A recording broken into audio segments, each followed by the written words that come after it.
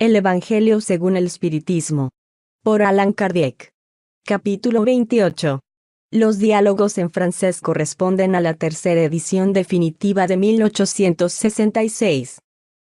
Recueil de prières spirites. Recopilación de plegarias espíritas. Preámbulo. 1. Los espíritus siempre han dicho, la forma no es nada, el pensamiento lo es todo. Orad cada uno según sus convicciones y del modo que más le impresione. Un buen pensamiento vale más que muchas palabras en el corazón, estas no son nada. Los espíritus no prescriben ninguna fórmula absoluta de oraciones. Cuando las dan es con el fin de fijar las ideas, y sobre todo, para llamar la atención sobre ciertos principios de la doctrina espiritista. También lo han hecho para ayudar a las personas que se ven con dificultad para transmitir las ideas, porque las hay que no creerían haber rezado en realidad si sus pensamientos no hubiesen sido formulados. La colección de oraciones continuadas en este capítulo es una elección entre las que han sido dictadas por los espíritus en diferentes circunstancias. Hubieran podido dictar otras, y en otros términos apropiadas a ciertas ideas o a ciertos casos especiales. Pero poco importa la forma si el pensamiento fundamental es el mismo. El objeto de la oración es elevar nuestra alma a Dios. La diversidad de las fórmulas no debe establecer ninguna diferencia entre los que creen en Él, y aún menos entre los adeptos del espiritismo, porque Dios las acepta todas cuando son sinceras. No debe considerarse esta colección como un formulario absoluto, sino como una variedad entre las instrucciones que dan los espíritus. Es una aplicación de los principios de la moral evangélica, desarrollados en este libro, y un complemento a sus dictados sobre los deberes para con Dios y el prójimo, en donde se recuerdan todos los principios de la doctrina. El espiritismo reconoce como buenas las oraciones de todos los cultos, cuando se dicen con el corazón y no con los labios. No impone ninguna y no condena ninguna. Dios es demasiado grande, según él, para rechazar la voz que le implora o que canta sus alabanzas, porque lo hace de una manera antes que de otra. El que anatematizase las oraciones que no están en este formulario, probaría que desconoce la grandeza de Dios. Creer que Dios escucha solo una fórmula, es atribuirle la pequeñez y las pasiones de la humanidad. La condición esencial de la oración, según San Pablo, capítulo 27, número 16, es que sea inteligible, a fin de que pueda hablar a nuestro espíritu. Para conseguirlo no basta que se diga en un lenguaje que lo comprenda el que ruega. Hay oraciones en lenguaje vulgar que no dicen mucho más al pensamiento que si estuviesen en lengua extraña, y por lo mismo no se dirigen al corazón. Las pocas ideas que contienen a menudo reprimidas por la superabundancia de palabras y por el misticismo del lenguaje. La principal cualidad de la oración es el ser clara, sencilla y concisa, sin frases inútiles, ni lujo de epítetos pomposos. Cada palabra debe tener su objeto, despertar una idea, conmover una fibra, en una palabra, debe hacer reflexionar. Con esta sola condición la oración puede alcanzar su objetivo. No siendo así, solo es un murmullo. Ved con qué aire de distracción y con qué volubilidad se dicen la mayor parte de las veces. Se ven mover los labios, pero en la expresión de la fisonomía y aun en el metal de la voz, se reconoce un acto maquinal, puramente exterior, indiferente para el alma. Las oraciones reunidas en esta colección se han dividido en 5 categorías. Primera. Oraciones generales. Segunda. Oraciones para sí mismo. Tercera. Oraciones por los vivos. Cuarta. Oraciones por los muertos. Quinta. Oraciones especiales por los enfermos y obsesados. Con el objeto de llamar más particularmente la atención sobre el objeto de cada oración y hacer comprender mejor la idea, van precedidas de una instrucción preliminar, especie de exposición de los motivos, con el título de prefacio. 1. Plegarias generales. Oración dominical. 2. Prefacio. Los espíritus nos han recomendado que colocáramos la oración dominical al principio de esta colección, no solo como oración, sino como símbolo de todas las oraciones, es la que colocan en primer lugar, sea porque viene del mismo Jesús, sea porque puede suplirlas a todas, según el pensamiento que se une a ellas. Es el más perfecto modelo de concisión, verdadera obra maestra de sublimidad es su sencillez. San Mateo, capítulo 6, versículo de 9 a 13. En efecto, a pesar de su brevedad, resume todos los deberes del hombre para con Dios, para consigo mismo y para con el prójimo, encierra una profesión de fe, un acto de adoración y de sumisión, la petición de las cosas necesarias a la vida, y el principio de caridad. Decirle a la intención de alguien, es pedir para él lo que pediríamos para nosotros mismos. Sin embargo, en razón mismo de su brevedad, el sentido profundo encerrado en algunas palabras de las que se compone, pasa desapercibido para la mayor parte. Generalmente se dice sin dirigir el pensamiento sobre las aplicaciones de cada una de sus partes. Se dice como una fórmula cuya eficacia es proporcionada al número de veces que se repite. Así es que casi siempre es el número cabalístico de 3, 7 o 9, sacados de la antigua creencia supersticiosa que atribuía una virtud a los números, y que se usaba en las operaciones de la magia. Para suplir la vaguedad que la concisión de esta oración deja en el pensamiento, según el consejo y con la asistencia de los buenos espíritus, se ha añadido a cada proposición un comentario que desarrolla su sentido y enseña sus aplicaciones. Según las circunstancias y el tiempo disponible, se puede decir la oración dominical simple o desarrollada. 3. Plegaria. Primero. Notre Père, qui es aux cieux, que votre nom soit sanctifié. Primero. Padre nuestro que estás de los cielos, santificado sea tu nombre. Creemos en vos, Señor. Porque todo revela vuestro poder y vuestra bondad. La armonía del universo atestigua una sabiduría, una prudencia y una previsión tales, que sobrepujan a todas las facultades humanas. El nombre de un ser soberanamente grande y sabio está inscrito en todas las obras de la creación, desde la hebra de la más pequeña planta y desde el más pequeño insecto, hasta los astros que se mueven en el espacio. En todas partes vemos la prueba de una solicitud paternal, por eso es ciego el que no os reconoce en vuestras obras, orgulloso el que no os glorifica, e ingrato el que no os da las gracias. Segundo. Que votre règne arrive. Segundo. Que llegue vuestro reino. Señor.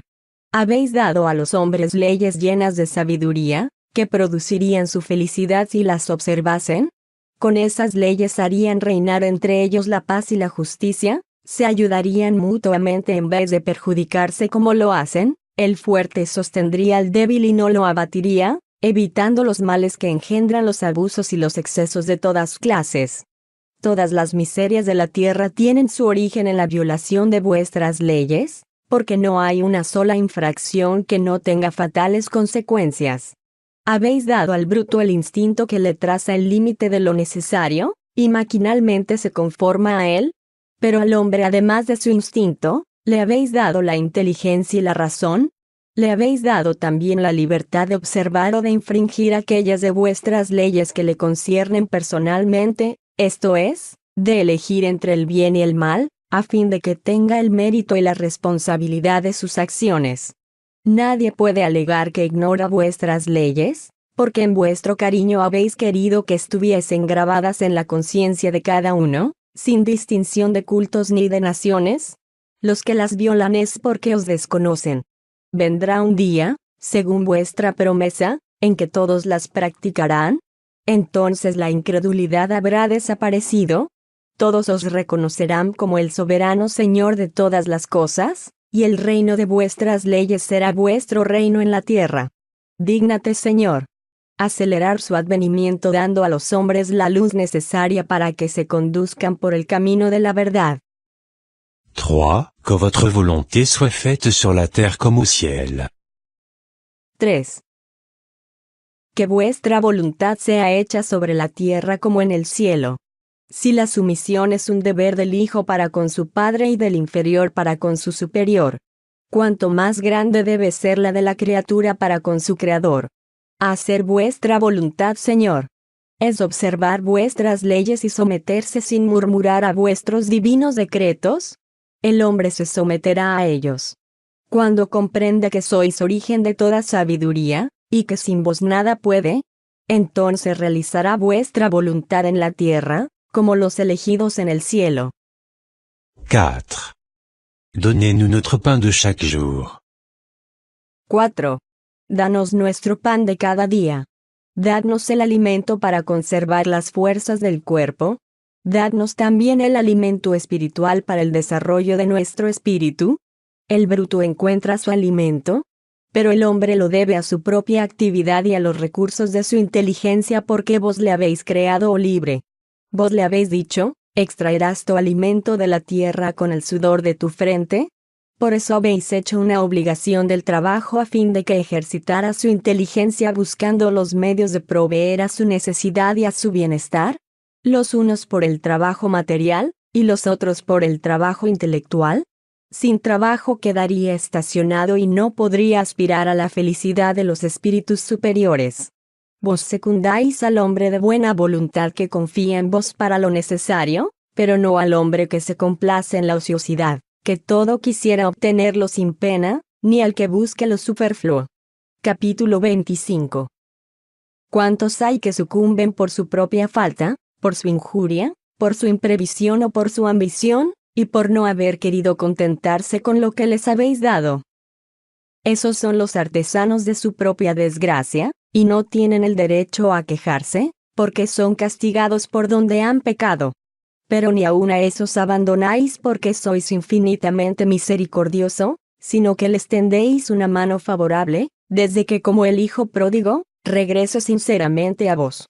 Capítulo 5, número 4.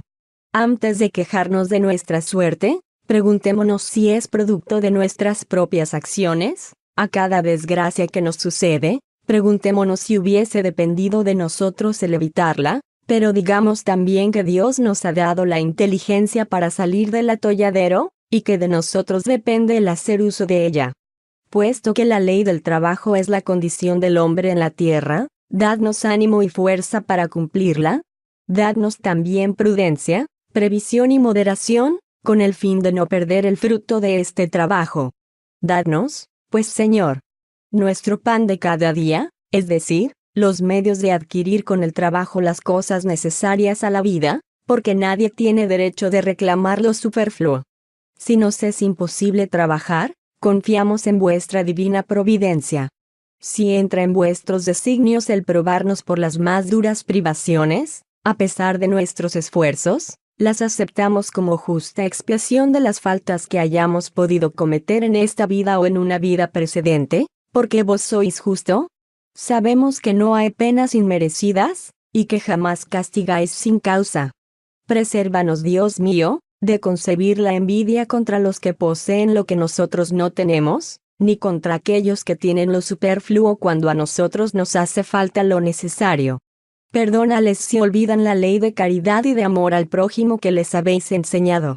Capítulo 16, número 8.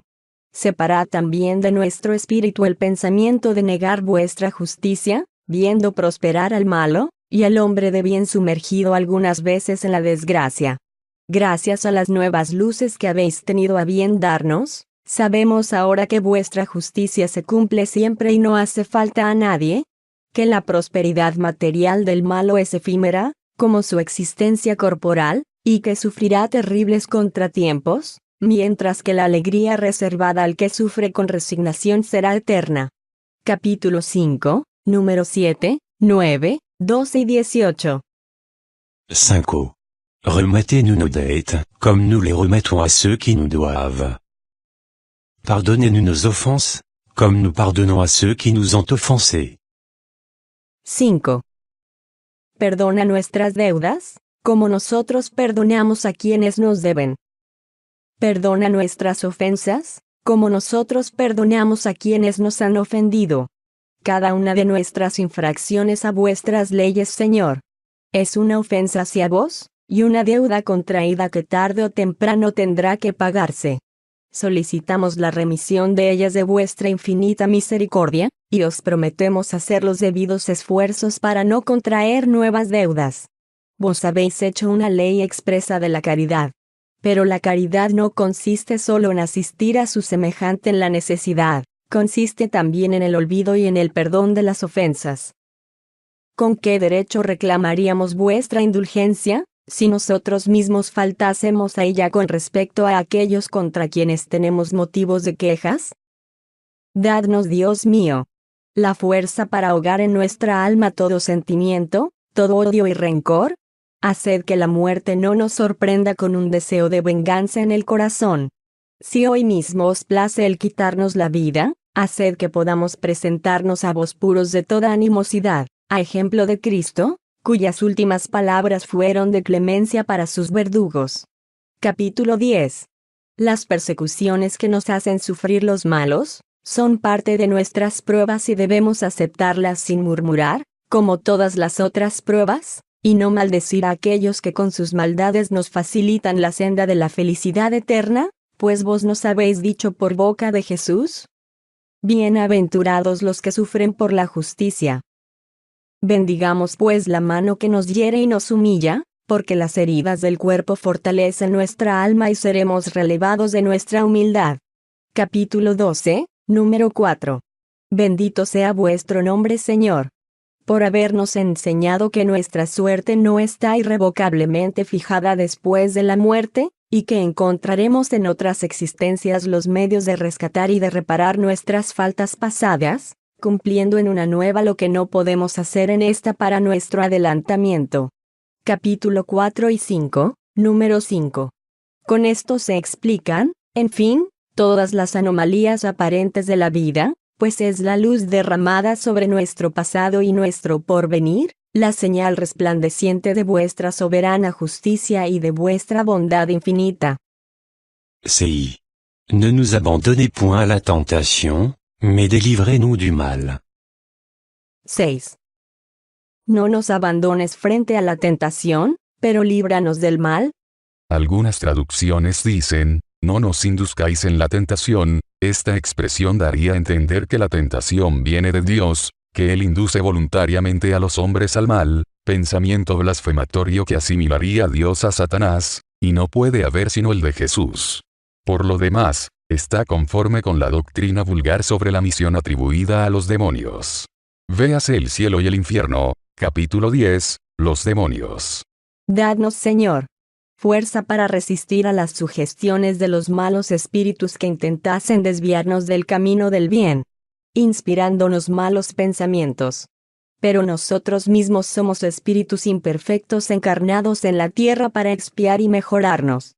La causa primera del mal reside en nosotros, y los malos espíritus no hacen más que aprovecharse de nuestras inclinaciones viciosas, en las cuales nos mantienen para tentarnos.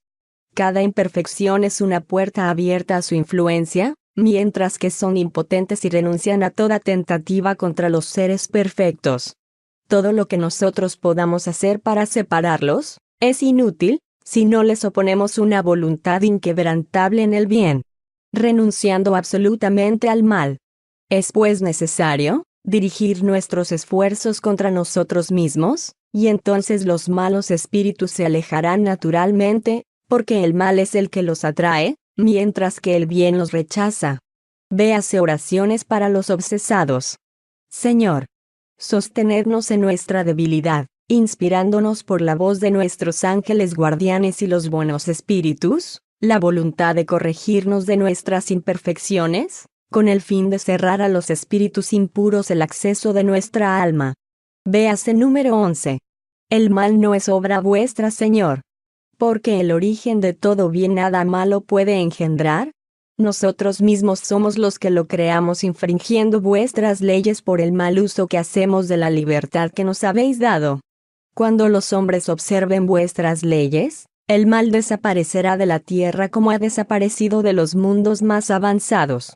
El mal no es una necesidad fatal para nadie, y solo parece irresistible a aquellos que se abandonan a él con complacencia. Si tenemos la voluntad de hacerlo, ¿podemos también tener la de hacer el bien? Por eso, Dios mío, pedimos vuestra asistencia y la de los buenos espíritus para resistir a la tentación. 7. Amén. Haced, Señor, que nuestros deseos se cumplan. Pero nos inclinamos ante vuestra sabiduría infinita. Sobre todas las cosas que no nos es dado comprender, que se haga vuestra santa voluntad, y no la nuestra, porque vos solo queréis nuestro bien y sabéis mejor que nosotros lo que nos conviene. ¿Os dirigimos esta plegaria? Oh Dios mío, por nosotros mismos, por todas las almas que sufren, encarnadas o desencarnadas, por nuestros amigos y enemigos, por todos aquellos que pidan nuestra asistencia, y en particular solicitamos, sobre todo, vuestra misericordia y vuestra bendición. Aquí se pueden formular las gracias a Dios por lo que nos haya concedido, y lo que cada uno quiera pedir para sí o para otro. Véanse más adelante las oraciones número 26 y 27.